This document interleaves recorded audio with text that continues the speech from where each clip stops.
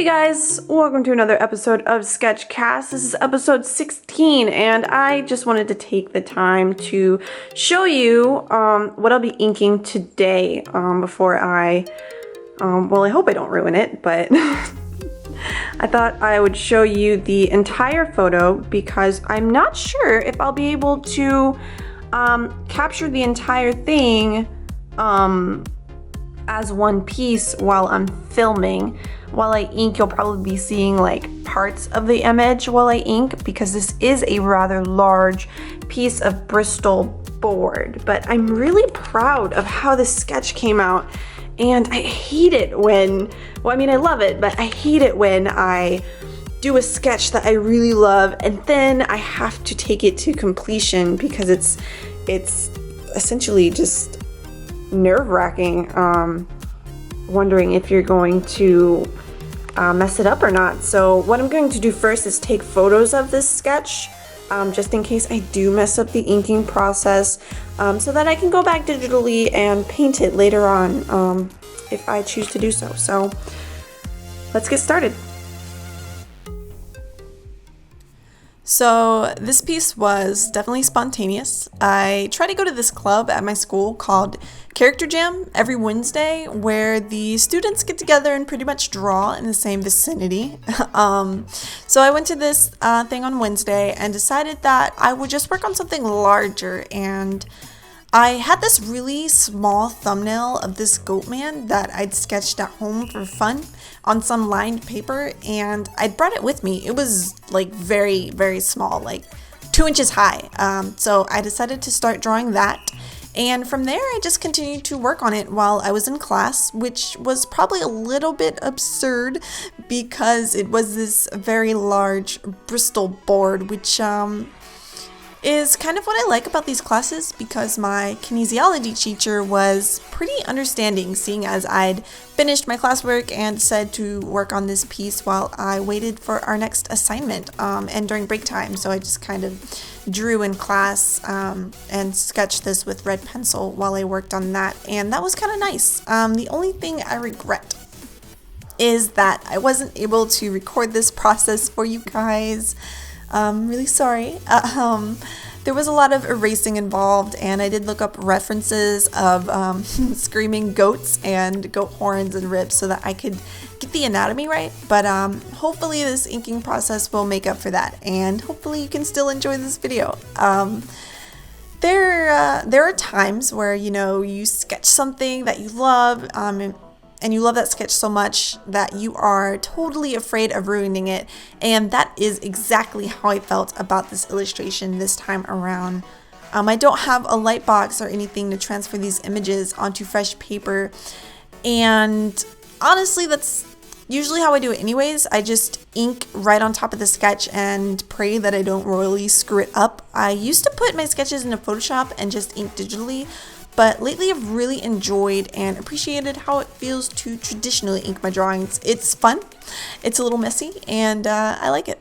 I do want to color this though. I might paint this in Photoshop like I did with my elephant prince drawing. If anyone remembers or has seen that, I'll throw it up on the screen real quick so you can see it here. And I really loved how that painting came out, and that one started out as just a black and white inked illustration. I actually have that piece still with me in the portfolio I keep for these larger illustrations. If anything, having the inks ready traditionally and then painting digitally was a much faster process for me because the picture was already drawn and finished. If my computer was able to handle it, maybe in my next video I'll show you and talk about the whole process of how I upload, edit, and paint these guys. I think it might be a little interesting. So this arm I drew was really inspired. Well, I don't know. It was probably subconsciously inspired, I guess, by that episode in Naruto with Danzo, and he had all those Sharingan on his arm, and I didn't even realize it until my boyfriend asked me, like, hey, is that guy's arm in Naruto? So that definitely goes to show that we have been watching way too much Naruto lately, although I am not complaining. But I am starting to see how those themes are seeping into my artwork. If you haven't watched Naruto yet, I'd say to check it out. I'm so late to watching and coming into anime that this is my first time going through the series, and I swear, every time and every freaking episode I end up crying. So yeah, that arm is one of my favorite parts of this drawing. I've got a weird thing with multiple eyeballs in weird places, and I just think they're really gross, so of course they have a place in my little world of monsters.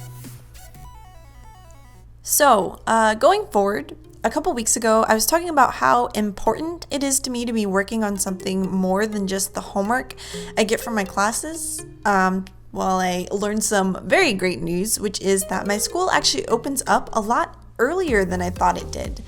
I've been really wanting to work in Maya more often than I have been, which so far has usually just been the few hours I get to spend in the class once a week.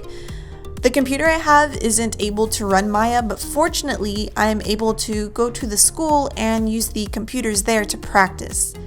The only problem has been that I don't really like being there when other classes are going on because I don't like to interrupt or be a burden that's not supposed to be there or anything. So it's nice that I found out I can get to the school super early and work for 2 hours by myself before other people's classes begin. I definitely want to learn how to make characters and better buildings with the program, but it's not just about how learning how to use Maya better. It's just that I've really taken a liking to it. Like, I'm loving 3D modeling, and I never thought it would interest me so much, or that I would even be able to pick it up like at all.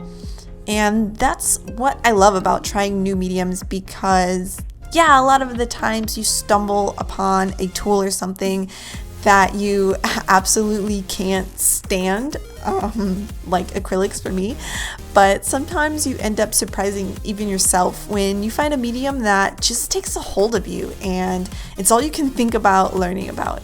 I don't know. I'm weird, but anyways, I think I'm going to start going to the school labs on the days I don't have class so I can get some more time in to practice that, at least until I can afford a computer that I can use from home. Money's pretty tight lately, so I'll make do with what I've got.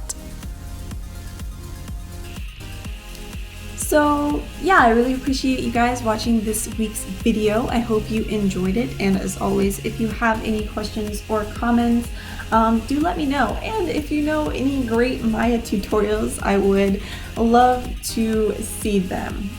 Thanks again for watching, and I will see you in next week's video. Bye!